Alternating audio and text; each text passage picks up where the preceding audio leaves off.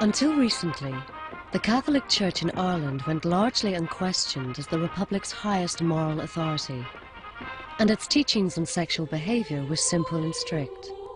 Sex outside marriage was not only objectionable, but like murder, a mortal sin. And women who fell under suspicion were condemned by both community and church as fallen women. In Ireland, especially in them days, the church ruled the roost. The church was always right. You never criticised the priest, you never criticised them holy nuns. You did what they said,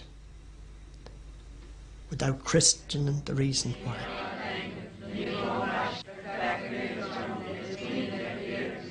To think about your body was a sin, it wasn't right. It made me very angry to think these were the people who were God's vicars on earth, and they set an example to us. We were supposed to follow in their footsteps, and they were so cruel. They were really cruel to us. And let's face it, we never done anything wrong.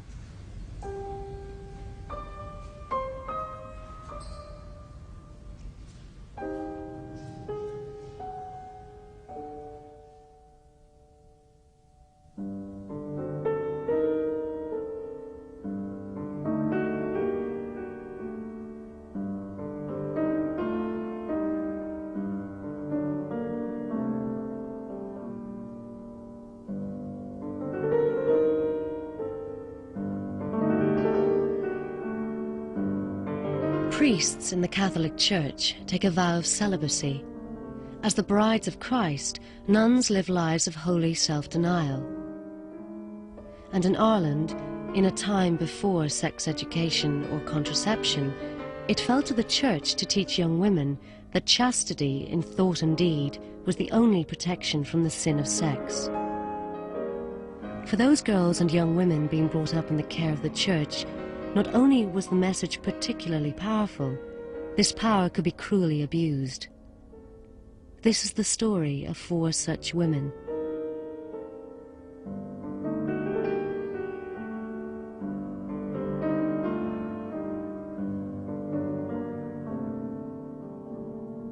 Bridget Young grew up in a Catholic orphanage in Limerick.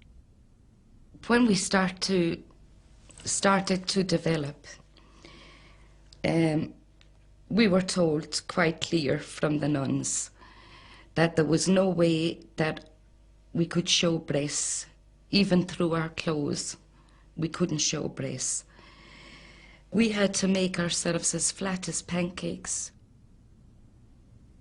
Phyllis Valentine grew up in an orphanage in County Clare in the 1940s.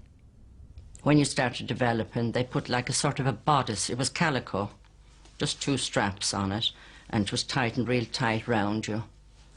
It was very uncomfortable, I know.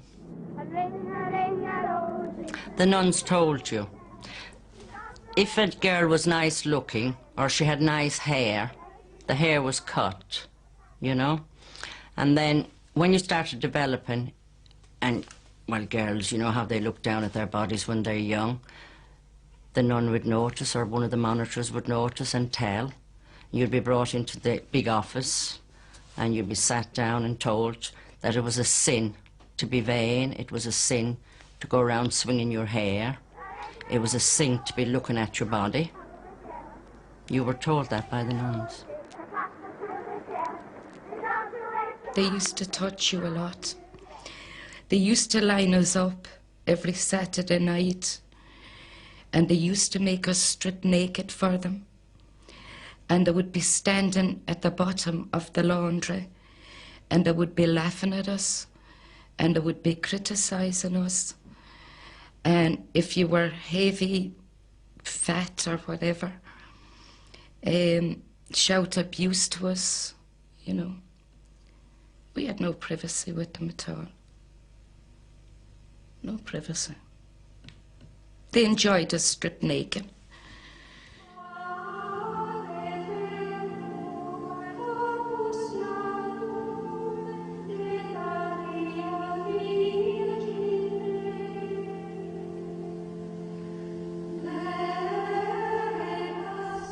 The unchallenged influence of the church over all girls and women meant that most approached courtship in a state of ignorance.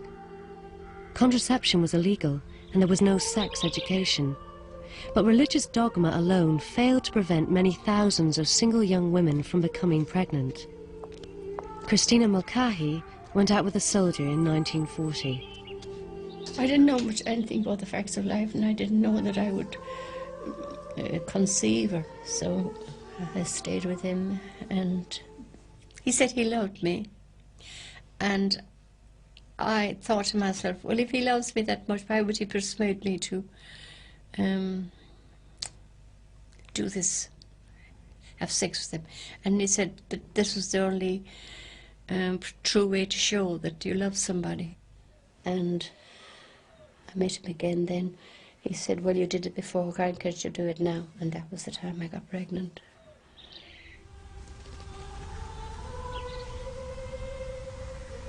Frequently rejected by their families and with no welfare system, women like Christina were forced to seek refuge in institutions run by nuns. Such places were regarded as charitable, but in reality, they treated the mothers as fallen women in need of punishment.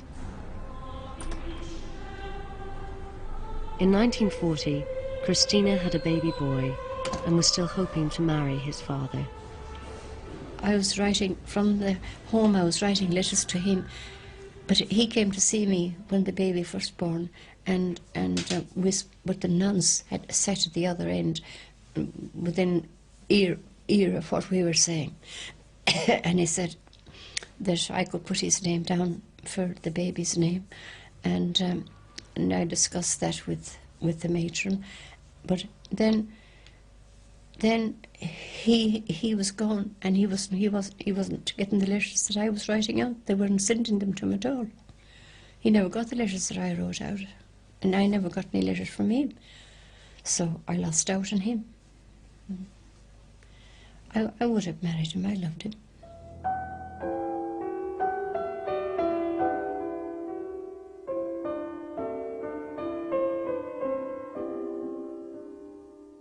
Nuns arranged for illegitimate babies to be placed in their orphanages, often to be fostered or adopted.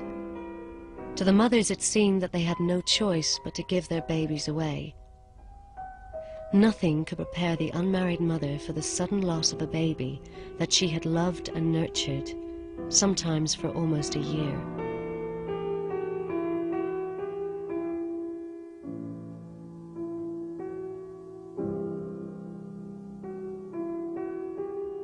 He was only 10 months old when she said to me one day, as soon as you're finished in the nursery, come to my office, and you're going home today. And I was breastfeeding the baby at the time. And I said, can I go back and say goodbye to the baby? What does he know about anything? Go back and upset him. I said, you're not going back, there's a car waiting.